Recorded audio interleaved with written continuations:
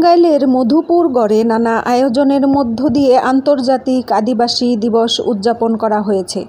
জয়েন্টশাহী Adivasi Unnayan Parishad, Caritas tribal welfare association, ACDF, Achikmichik society, বাগাসাস গাসু, GSF, বেলা কোচ আদিবাসী সংগঠন সহ 22টি সংগঠন যৌথভাবে এ দিবসের আয়োজন করে। গড় এলাকার পীরগাছা সেন্ট পৌলস উচ্চ বিদ্যালয় মাঠে অনুষ্ঠিত আন্তর্জাতিক আদিবাসী দিবসের উদ্বোধন করেন মধুপুর উপজেলা নির্বাহী অফিসার জোবায়ের হোসেন। আলোচনা সভায় জয়েন্টশাহী আদিবাসী উন্নয়ন পরিষদের সভাপতি ইউজিন নকরেক এর সভাপতিত্বে, সাধারণ সম্পাদক অ্যাডভোকেট জন জেট্রার সঞ্চালনায় প্রধান অতিথি হিসেবে উপস্থিত ছিলেন কারিতাস CDI এর পরিচালক, বিশিষ্ট লেখক গবেষক মিস্টার থিওফিল নকরেক। প্রধান আলোচক হিসেবে উপস্থিত ছিলেন লুথারেন হেলথ কেয়ার বাংলাদেশের নির্বাহী পরিচালক লেখক ডক্টর গ্রেনার মারাক।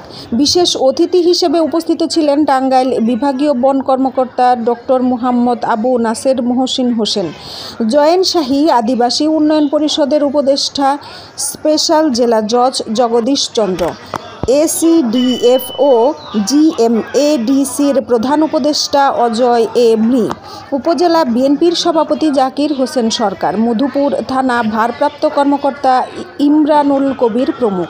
আলোচনা সভায় আদিবাসী গারো নেতৃত্ববৃন্দ বলেন, মধুপুর সমতল অঞ্চলের জন্য আদিবাসীদের ভূমির সুরক্ষায় আলাদা ভূমি কমিশন গঠন সহ 11 দফা বাস্তবায়নের দাবি জানিয়েছে।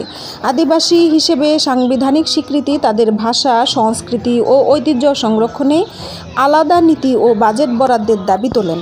আদিবাসী শিক্ষার্থীদের জন্য মাতৃভাষা ভিত্তিক প্রাথমিক শিক্ষা ও উচ্চশিক্ষায় কোটার সুনির্দিষ্ট বাস্তবায়ন, অবিচার, নিপীড়ন ও সহিংসতা বন্ধে একটি জাতীয় আদিবাসী সুরক্ষা আইন, বিভিন্ন দাবি বাস্তবায়নের দাবি জানিয়েছেন।